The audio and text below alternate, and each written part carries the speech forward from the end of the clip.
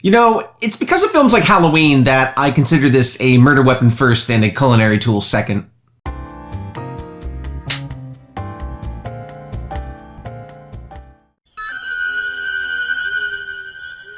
Halloween night. A small American town. 15 years ago. It's been 40 years since John Carpenter's game-changing slasher masterpiece first graced the silver screen, having seen countless imitators over the years and spawning 1 to 7 sequels depending on who you ask. Halloween. The night he came home. So it's no secret that the Halloween franchise is collectively somewhat of a clusterfuck. And I say that with the utmost love and respect.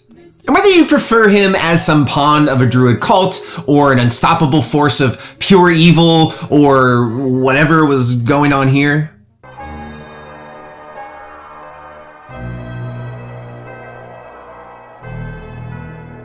the reason they keep coming back for more is simple: the shape. Michael Myers is scary because there's no real explanation given for why he's evil. He just is. The absence of color and the spectrum of colors, you go from black... Nobody cares! So when it was announced that the guys behind Vice Principals were writing and directing a new Halloween movie, I thought for the first time that maybe this was our one last shot to finally get it right, to deliver the ultimate Halloween sequel.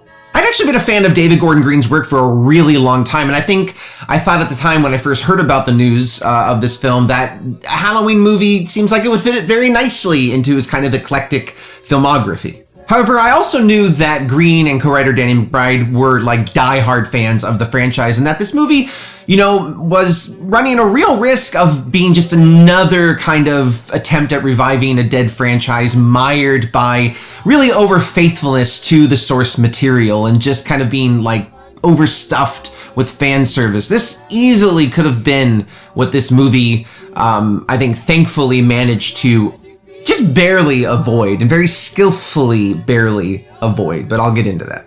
Jamie Lee Curtis once again returning to the franchise for her 4th turn as Laurie Strode did give me a boost of confidence, initially because Curtis has openly said that she did H2O and Resurrection strictly for the paycheck. She has made no bones about that. So I knew when she came on board that she wouldn't have done it unless the script was truly something fresh and special. But the real clincher here was hearing that John Carpenter himself, the master of horror, was returning not only to produce the film, but also compose the film's score, co-compose it at least. I mean, I would be lying if I said that made me feel anything less than giddy. The original actor who played the Shape in the original Halloween film, Nick Castle, also jumped aboard the project, set to don the iconic mask once again. Actually, he's hardly in it at all, and stuntman James Jude Courtney performs Michael Myers for the vast majority of the film. The film is set in Haddonfield, Illinois, 40 years after the events of Halloween night 1978. So no hospital explosion, no sibling rivalry, no family curse, nothing. It's back to basics. Laurie Strode is now a radical recluse, and she lives in a heavily armored and trap-laden remote compound, ready and waiting for the day Michael Myers, the deranged mass killer who attacked her and her friends decades earlier, returns to finish what he started.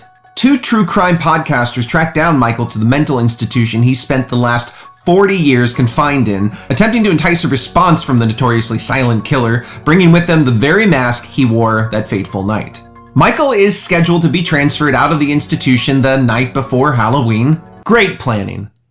When you guessed it, he manages to escape and is soon reunited with his long-lost creepy face, on the prowl once more in Haddonfield on Halloween night.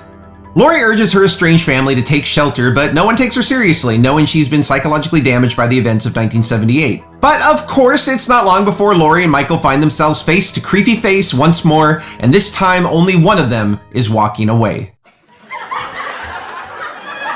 As mentioned, Jamie Lee Curtis returns to the role that started her on the path to becoming the ultimate Scream Queen. I mean, seriously, the fact that an actress of her caliber returned to this dodgy franchise not once, not twice, but 3 more times, I think it really just is a testament to her love for the franchise and the fans. And here I think she plays a different kind of Laurie than we've seen before. In the original first two films, she was depicted as kind of a goody two-shoes, just, somebody unwillingly caught up in a night of deadly terror. 20 years later in H2O, she's depicted as a frightened and haunted person who's kind of running away from her past and all the baggage that comes with it. Then there was Resurrection. Trick or treat, motherfucker. Let me just say that I'm at least very, very grateful now that Halloween Resurrection is not the conclusion to Laurie Strode. And finally, Halloween 2018. And yes, here she is also frightened and haunted, but instead of running away from her past, she is ready to face it head on, guns blazing. So the film features strong performances from its supporting cast as well, including an excellent supporting performance from Judy Greer as Laurie's daughter Karen, whose relationship with her difficult mother forms the emotional anchor of the film.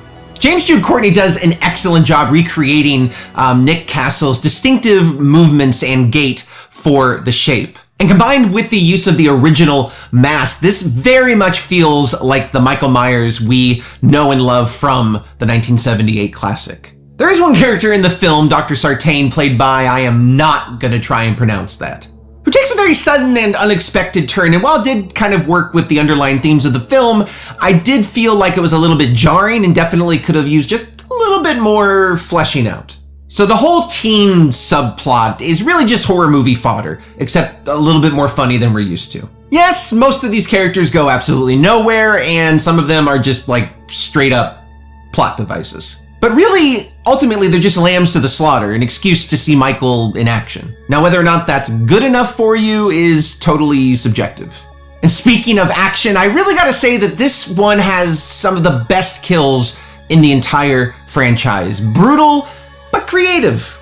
And I love how they bring back Michael's flair for the theatrical. While the film does recapture two of the original's most crucial elements, Laurie and Michael, it does occasionally suffer tonally with humor kind of shoehorned into more intense moments, which ultimately just diffuses any tension and suspense. I think just a few omissions here and there, and it would have had a better tonal balance. Now, this film is definitely and clearly homaging the original Carpenter classic, with certain scenes and sequences like directly mirroring scenes and sequences from the 78 film. Green and McBride also heavily wink at the fans with multiple Easter eggs in the film referencing almost every other movie in the franchise. And while I feel these were all handled very tastefully, in this way I do feel the film is a little bit at war with itself. Trying to go back to basics with the chilling simplicity of the original, but muddying it up at times by trying to be a modern day slasher, which means you've got to deliver more kills more frequently. But by far the biggest highlight of the film is its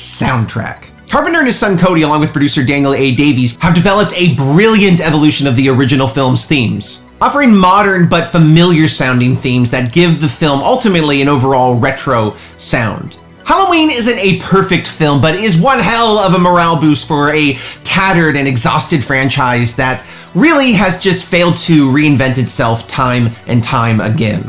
Ultimately, it seems the only way to really revive the franchise and make it feel fresh again was not to reinvent itself, but to recreate itself exactly as it had begun. So if you had a chance to see 2018's Halloween, go ahead and comment below and tell me your thoughts on the film. Do you want to see a sequel? And do you think there will be a sequel? Does this movie need a sequel? I mean, to me, the off-the-top answer is no. Does any movie really need a sequel necessarily, especially films like these? No. Am I open to seeing Michael Myers on the big screen again? And as always, guys, thank you so much for watching. If you like this video, feel free to click like below. Don't forget to share and ring the bell. And if you want to see more videos just like this one, go ahead and click subscribe.